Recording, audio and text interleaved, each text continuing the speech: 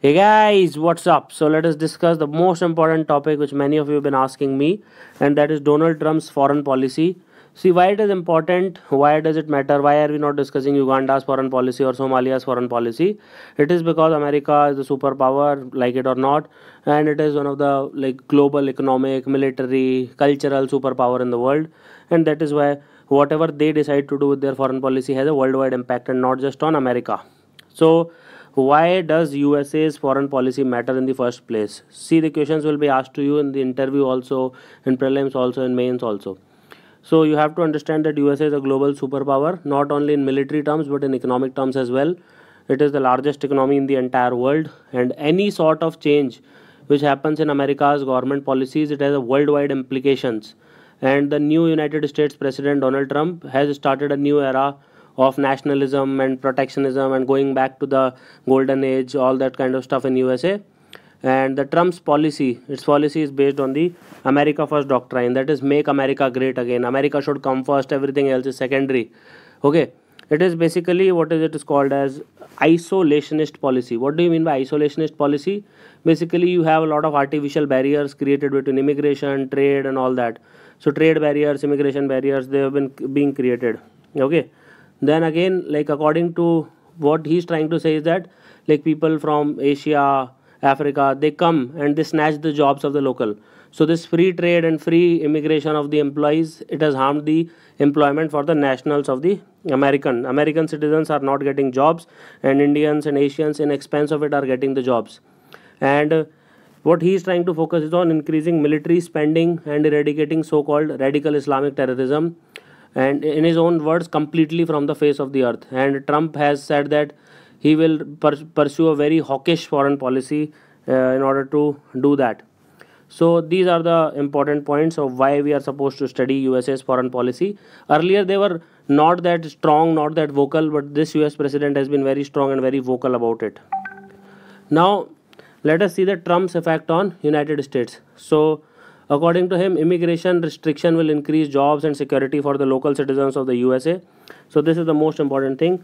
So, as you might have heard, seven Muslim countries, they have been completely banned. All the immigration have been completely banned. I made a separate video. Then there is a lot of H-1B visa issue where he's trying to increase the salary up to $130,000 and above, and only those who have such high salaries will be allowed for jobs.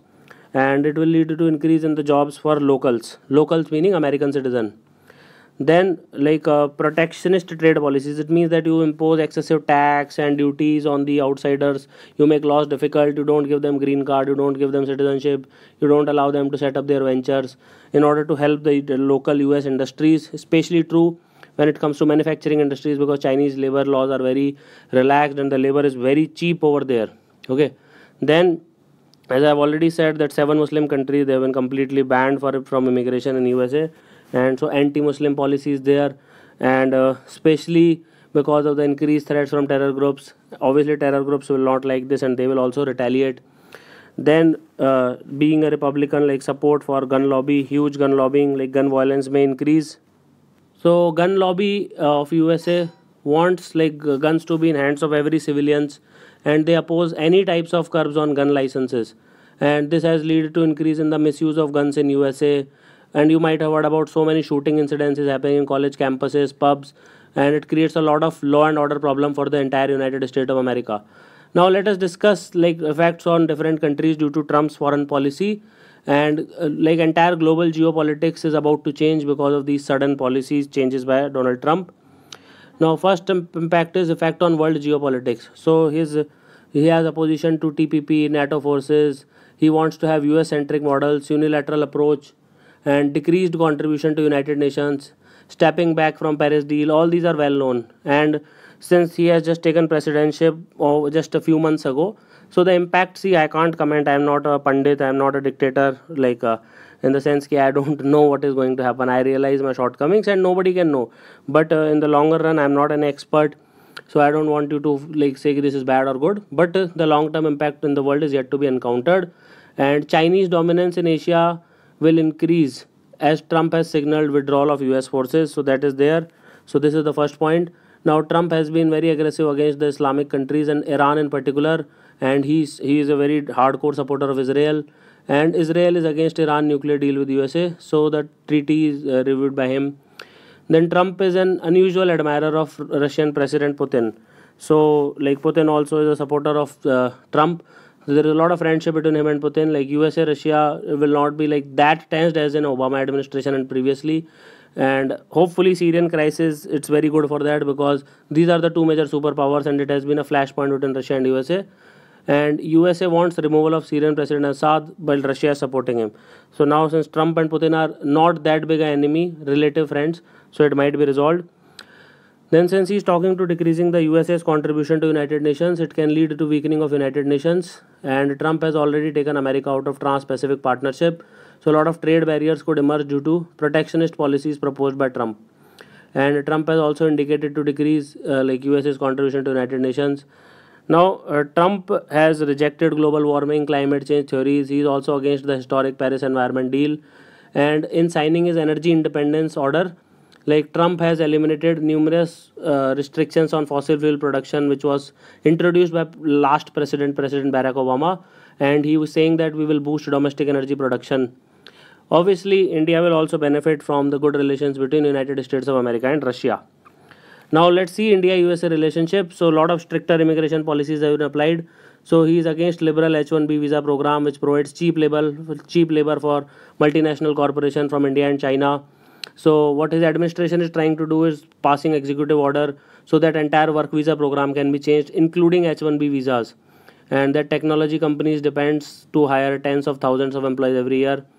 Now companies now will try to hire the American talent first, and if they recruit foreign workers, priority would be given only to the highly paid jobs, not like middle paid jobs. Okay. Now also he is changing in Asia pivot policy. Like pivot means like strategic rebalancing of US interest from Europe and Middle East towards East Asia. Now USA is sending shifted 2,500 Marines to a base in Northern Australia. Obviously China does not like it, but Trump is also advocating withdrawal of US forces from Asia and for making Asian countries to contain China on their own. So this is a change in Asia pivot policies. Now India's NSG bid and UNSC, that is United Nations Security Council permanent membership, depends on United States China policy. Trump also opposed the TPP, okay, partnership multilateral grouping, and TPP has become one of the major issues for India because India is no position to join it, and the formation will certainly hurt Indian interest. And Trump is considered as very hardliner on terrorism, so it will obviously benefit India. And he has restricted funding to Pakistan and have because of like increased isolation by India, and Trump has been outrightly against terrorism. And so let us see a few points about Trans-Pacific Partnership. So President Trump has like pledged by signing an executive order to withdraw from the Trans-Pacific Partnership. So now let us see the US-China relationship. So Trump has labeled China as a currency manipulator, and it will lead to imposition of heavy tariffs if China does not agree to the demands of United States to open their trade policies. And recently what China has been doing, they have been devaluing its currency yuan to stabilize economy, so it hurts other economies as well. Now Trump has also questioned the one China policy. Okay, so like he has been a lot of friendliness to Taiwan, and it could lead to tension between US and China. So basically one China policy is the diplomatic acknowledgement of China's position that there is only one Chinese government, like Taiwan is not separate. So USA has formal ties with China rather than Taiwan, and which China sees Taiwan as a breakaway province, and finally they see that Taiwan will be united one day. So Trump has accused China like again as a currency manipulator, as I've already told you, and his departure from globalization and free trade is going to very hits China very much, because China is the most benefited nation from the globalization and free trade. And Trump is shifting from Asia pivot policy, as he said that America is not going to be world police anymore, and it could give China a lot of space to show its military might, and which is not in India's interest. And Chinese Silk Road initiative will be boosted in the absence of United States. Now let us see the Trump Muslim ban. So 7 countries, that is Iran, Somalia, Sudan, Yemen, Syria and Libya.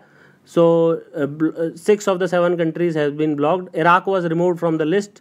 Okay, recently Iraq has been removed from the list. And recent order of US President to ban countries from 7 these Muslim countries, like Iraq has been removed, so only 6 are there. So on the pretext of national security, all that, it's very bad, it's not good. Okay, if effort should be made to seek the root cause and like to deal with that, and not just like finding such short-sighted solutions.